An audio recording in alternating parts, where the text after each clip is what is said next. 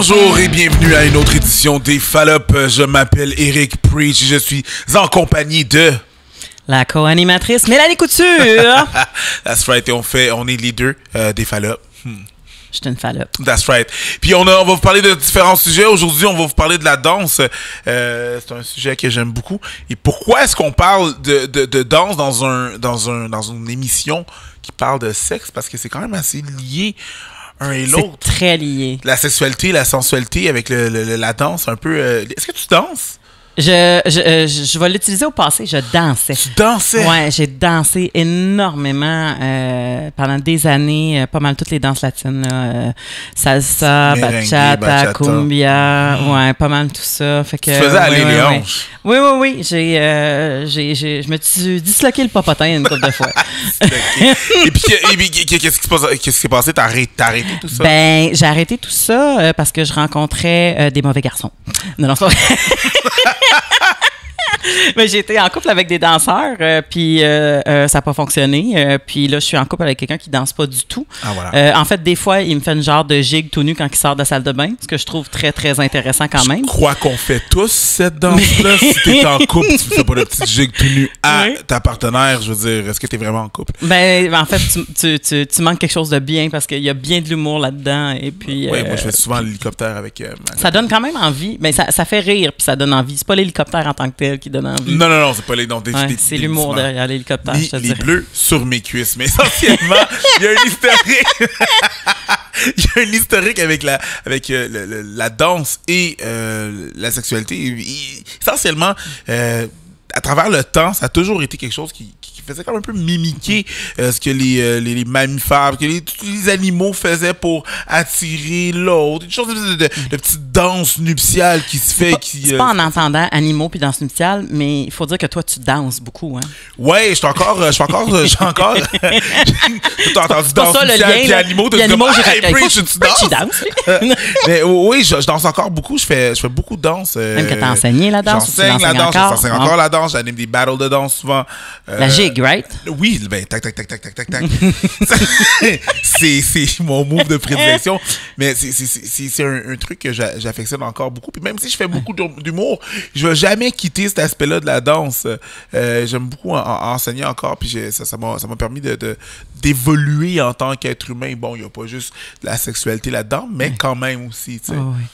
Mais effectivement, le sexe, ça remonte à loin. Puis encore dans certains endroits de la planète, ça prend des danses avant que les partenaires se matchent ensemble. Donc, il y a des hommes qui peuvent se mettre en ligne et danser pour pouvoir démontrer à quel point ils sont flexibles, intéressants, tout ça, comme la parade nuptiale. Ouais, c'est une parade essentiellement pour montrer tous tes atouts à ton partenaire. Puis je veux dire, c'est...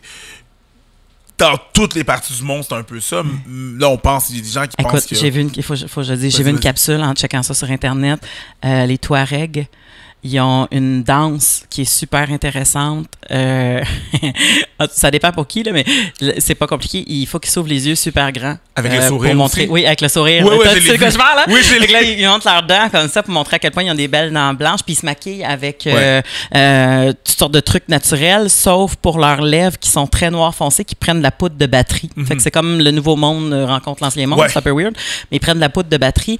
Puis là, ils se mettent les yeux très grands et les dents. Puis là, après ça, ils chantent puis ils dansent en ligne. Ben, pas de la danse en ligne genre Shania Twain, là, mais...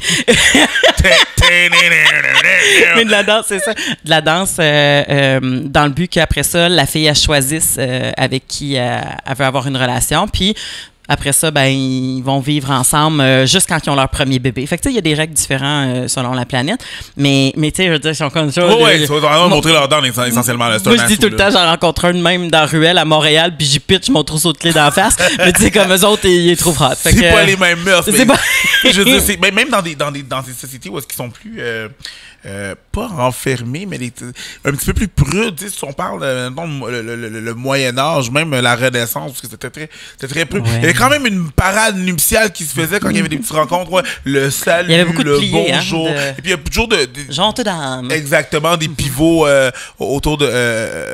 des gens qui tournent autour de l'autre. C'est ça un peu qu'on essaie de reproduire. Puis même dans la gigue, c'est con, mais dans la gigue, dans les 7 carrés, quand les gens se prennent de même, changer de côté, vous êtes trompé, puis c'est un peu ça. Ça a peut-être une connotation hétéro. C'est très, évidemment, dans ce temps-là, si je me projette dans les années au Québec, où est-ce que c'était très populaire de faire des 7 carrés. Tu sais, il n'y avait pas tu peux pas avoir cette proximité-là, évidemment, à cause de... Ah non, mais c'était interdit. C'était interdit. Donc, la gigue, c'est un peu ça. C'était le plus gros rapprochement que tu pouvais avoir, ou un 7 carré. C'est le plus gros rapprochement que tu peux avoir en dansant avec un partenaire. Quand tu avais une espèce de danse où que les gars se rencontraient dans la grange pour danser avec des filles, c'est le plus gros rapprochement. Tu pourrais tenir la main d'un gars juste pour faire un pont pour que les autres passent en dessous. Ouais. Tu sais, mais pour vrai, avec la religion, rien devait bouger du bassin, là. C'était l'enfer, là. On l'a vu avec la censure de Elvis. Elvis, exactement. Elvis avait été censuré à la télé. Il avait été comme, je pense, capté du nombril en haut, là. C'est juste du nombril en haut, là. Parce que il fallait pas qu'il bouge. Il fallait pas qu'il bouge du tout, là. Parce que sinon, c'était comme... C'était le péché, là. Le diable avait envahi ton bassin. C'était considéré comme une danse du démon. Il y avait juste des personnes possédées qui se déhanchaient comme ça. La quantité de fois qu'on va parler de la religion mélangée avec la sexualité, je pense qu'il va falloir qu'on s'amène une genre de cloche puis qu'on sonne à chaque fois pour faire ding, ding, ding! Mais c'est parce que là, on parle de danse, c'est que la religion va souvent avoir des effets de censure, et surtout à travers la danse, parce que tu n'es pas supposé danser. Danser te rapprochait du démon. Ouais, mais pourtant, tu sais, quand je regarde les peuples latins, ils ont des danses très sensuelles et sont très religieux. Ouais, mais c'est encore là, tu sais, c'est un paradoxe. Je veux dire, t'as le côté sensuel. Je veux dire, même en Haïti aussi, là, c'est un peu la même chose. Je veux dire, on a le compas parce que c'est vraiment très collé, très serré. On a le zouk, c'est très collé, très serré, mais on est très, très, très religieux. Puis il y a une espèce de bienséance qui se fait. Là, tu vas faire la différence pour les gens qui dansent moins, parce que des fois, je sais que ça l'insulte certaines personnes, le zouk et le compas. Pourquoi quand tu dis des fois à un Haïtien que c'est du zouk, il pogne les nerfs, puis quand tu dis, mettons, à quelqu'un de la Guadeloupe que c'est du compas, il pogne les nerfs? C'est une sorte de musique. Pour de vrai, essentiellement, le tempo est sensiblement le même. Je ne veux pas généraliser, mais c'est une différence géographique, c'est une différence de... Tu sais, je veux dire, essentiellement, c'est à peu près le même beat. C'est vraiment à peu près le même beat. Le compas et le zouk, c'est ce que le rap est au R&B. Bon. Ah! Si je peux le mettre comme ça. On ouvre les lignes, êtes-vous d'accord? C'est à peu près ça, mais essentiellement, c'est pas mal le fond de la chose est pas mal la même. Ben, pour avoir dansé les deux, oui, effectivement. Moi, la blanche en moi voit pas énormément de différence, mais je sais qu'il y en a parce que ça insulte des gens. C'est pas les différences, c'est des subtilités. C'est des subtilités. Ouais, c'est là que je vais faire la différence entre les deux. Sauf que tout ça pour dire, c'est des peuples très religieux, mais qui vont quand même danser collé serré. Fait que je veux pas call out mon peuple moi-même, mais il y a une espèce de forme d'hypocrisie avec ça. Où est-ce que, oui, tout le monde danse dans les mariages, mais on n'est pas supposé le dire, tu sais. On n'est pas supposé voir. Moi, j'appelle ça la tendance du jupon. Étant donné que les femmes portent un jupon pour pas qu'on... on sait que t'as des bobettes, mais on veut pas les voir, tu comprends? Je pensais que tu disais ça dans le sens, les femmes portent un grand jupon, comme ça je peux pas me rentrer le genou entre leurs deux jambes pour danser. Non, c'est vraiment jupon, pas ça, c'est vrai. C'est vraiment plus du fait que tout le monde le sait que t'as des culottes, mais on veut pas voir la trace. Ouais, là, c'est dévergondé, mais tout le monde en a. Mais oui, mais c'est ça, c'est un peu une espèce de mode jupon où est-ce qu'on veut pas voir ça. Tout le monde danse dans les soirées, mais on veut pas. Ça paraît mal. On est beaucoup dans le pareil. Donc, même les peuples latins sont beaucoup religieux, mais c'est pas tout le monde qui vont danser ces danses-là. C'est pas tout le monde. Non, effectivement. Évidemment, ça va dépendre de quelle période de temps qu'on parle aussi. Là, je veux dire, la bachata, vu que tu as déjà pratiqué ça, tu sais que la bachata, ça a déjà été... Ben encore maintenant, il y a des connotations à cause de la position des jambes, vu que c'est entrelacé, c'est très...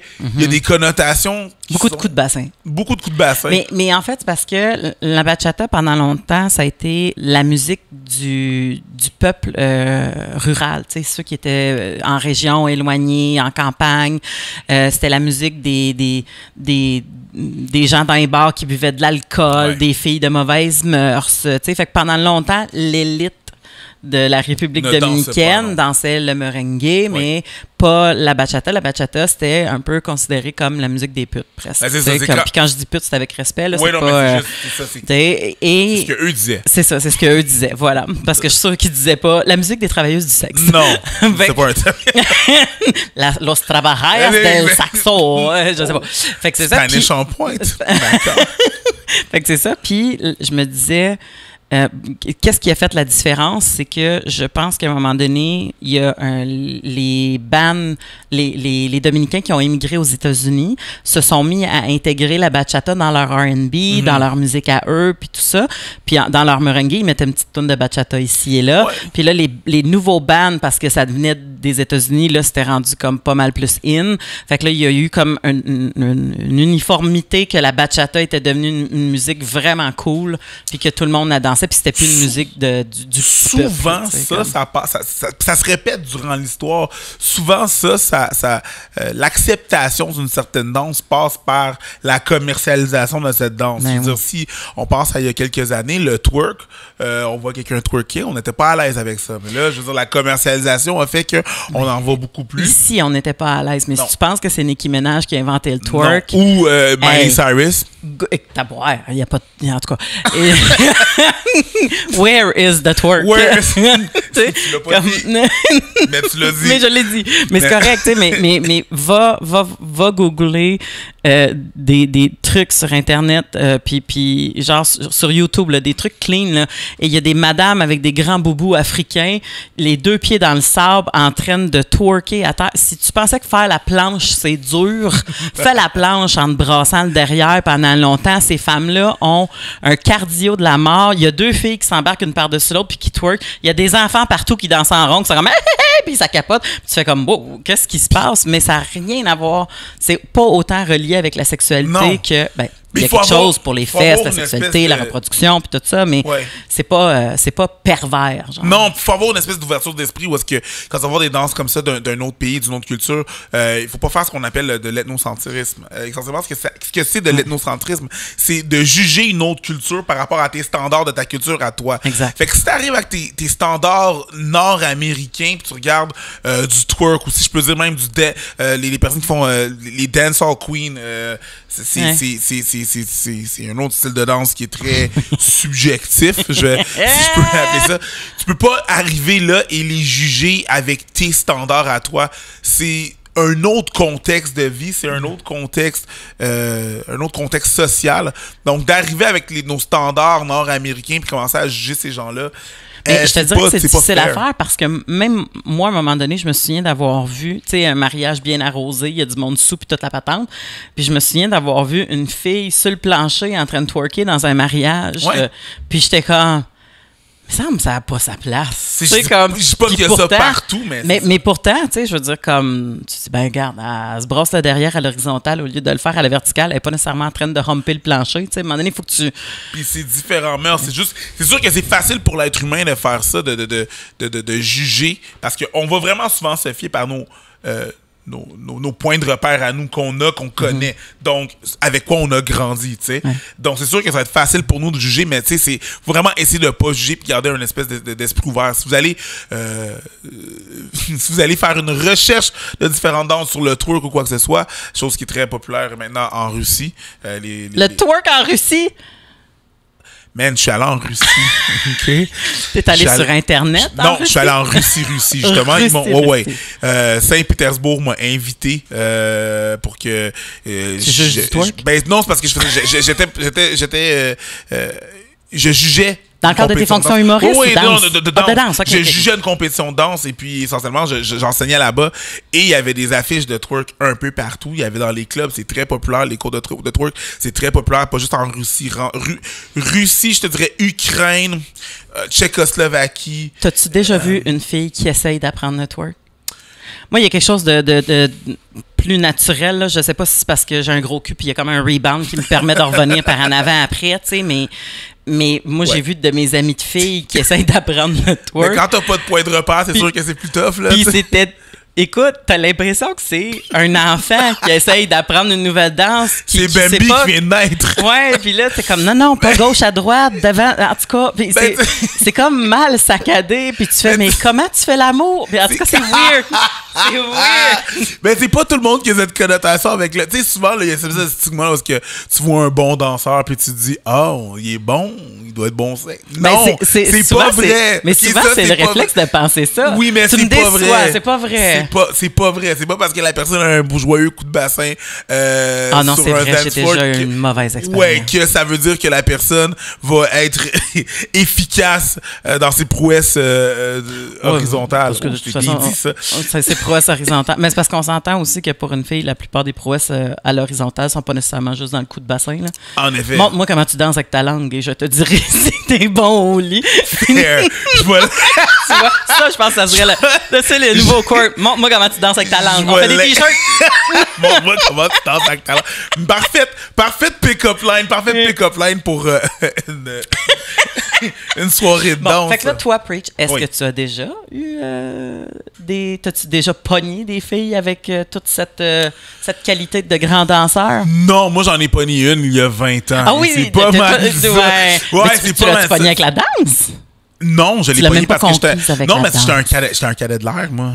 Ça danse raide, ça. C'est pas que ça danse raide, c'est que, excuse-moi, mais moi en uniforme, c'est quelque chose.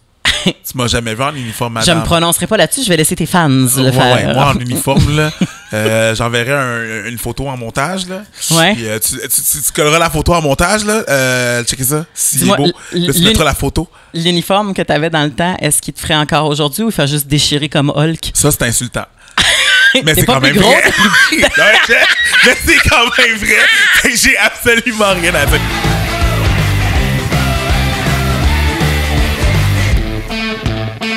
Hey, on a une question du public avant que ça se termine, cette histoire-là. Oui, définitivement. Oui, dans le fond, c'est Josiane qui me dit mon prof de danse sociale veut faire de la compétition, mais je n'éprouve aucune passion pour lui. Comment faire? Josiane? Attends un peu, c'est pas clair. Elle veut danser avec son prof. Son prof veut faire de la compétition de danse. Dans le sens qui est pourquoi qu'elle n'a pas passion pour la danse? Ben, le email est long. Je vais résumer le email. Dans le fond, c'est que son prof veut des aspirations de compétition avec elle. Okay. Qu'ils soient des partenaires de danse. Elle danse bien, puis ils dansent bien, puis ils veulent se matcher. Exactement, mais lui, elle ne trouve aucune passion envers lui. Puis elle sait pas si elle devrait faker la passion. Comment quand elle voit d'autres personnes. Ah, genre dans le tango. Ouais, dans le tango, dans la salsa, elle voit de la passion dans les yeux de deux partenaires. Elle sait pas si elle devrait le faker ou si elle est supposée le faker ou quoi que ce soit. Elle est supposée le faker ou trouver un partenaire pour qu'il ressente de la vraie passion. C'est ça sa question? Ouais. Puis toi, tu penses que... Parce que c'est toi qui... Faut que tu le fakes. C'est qu'il y a beaucoup de... Tu sais, la danse, là, puis... tu sais, c'est souvent des histoires, puis c'est... Si c'est un bon partenaire, grab him puis fake it. C'est ça que tu dis? Ouais. Non, mais fake it. Si tu regardes des espèces de danse comme, la kizomba, qui est les gens... Ça, là, c'est comme la bachata plus cochonne. C'est intense, la kizomba. C'est pas dire que c'est cochon. J'aime pas ça dire que c'est cochon. C'est l'idée que les gens se font. C'est sûr que c'est plus rapproché. Oui. C'est beaucoup plus rapproché. C'est l'idée que ce que les gens se font en regardant. Parce que moi, je trouve que c'est presque du dry humping. Ça l'est pas. Je le sais que ça l'est pas, t'es le danseur, mais si je regarde... Moi, j'ai déjà fait ça sur un route de char, seul avec un gars. Tu comprends? Pour l'œil qui est pas entraîné, il va regarder la kizomba et va faire comme « Wow! » Moi, ma blonde, j'ai dit à ma blonde à un moment donné, « Ouais, ça, c'est la kizomba. » Elle m'a dit « Tu fais ça? » C'est pas exactement ça. Il y a des niveaux de ça. Il y a des niveaux de kizomba. Mais ouais, puis elle fait comme « OK, tu danses. » Elle était comme « OK, tu danses comme ça du monde dans les clubs. » Tu dirais comme... Mais comment tu fais pour avoir un semi, genre? Ça, c'est un travail.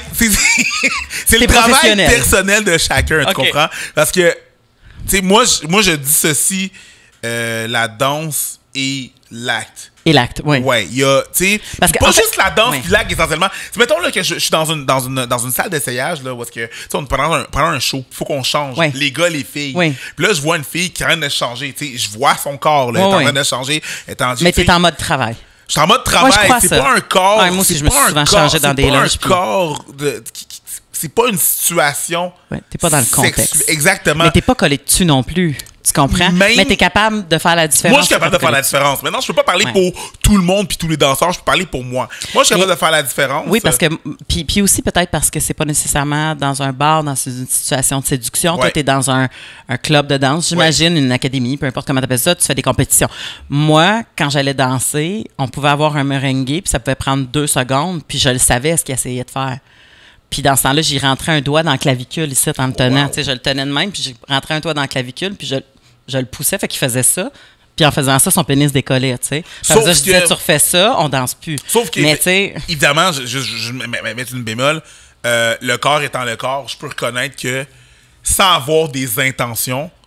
Il y a une impulsion naturelle. C'est ça. Oui. Pardon. Ton corps peut agir d'une façon que... Oui. Comment tu fais? Ben, prends un break, mon chum. Oui, oui. C'est pas obligé d'en danser 3 un après l'autre. C'est comme quand tu... non, mais je veux dire, attends pas de te finir. C'est ça, là. C'est comme, calme tes ardeurs, là, ça peut arriver. Oui, mais c'est exactement comme quand ton chum, il colle la nuit. Ben, mettons, comme c'est ton chum, là, je comprends qu'il y a une différence, là, mais quand mon chum me colle le soir, puis que, tu sais, comme, on sait déjà qu'il se passera rien parce que, tu sais, on est sur le point de s'endormir, mais qu'il me fait une cuillère, puis que tout d'un coup, tu sais, comme, je le sens que c'est dur entre mes fesses, tu sais. Je suis consciente qu'il est presque endormi, là, mais son corps, naturellement, a une mémoire, puis ça se rend pas jusqu'à son cerveau son cerveau éveillé, ça se rend jusqu'au cerveau reptilien. C'est comme ding, tu sais, puis reptilien. Ouais. Fait que comment tu fais? Fait que tu danses avec ton reptile, puis des fois tu calmes ton reptile. Faut que tu calmes ton serpent, puis tu danses avec ton reptile. Mais ça, là, je sais pas. Je sais pas. Wow. C'est ça, je sais pas. J'ai pas la réponse pour ça. C'est sûr que ça peut arriver. Ça peut arriver. Il n'y a pas de façon que ça peut pas arriver. Moi, je te dirais juste, hey, prends un break.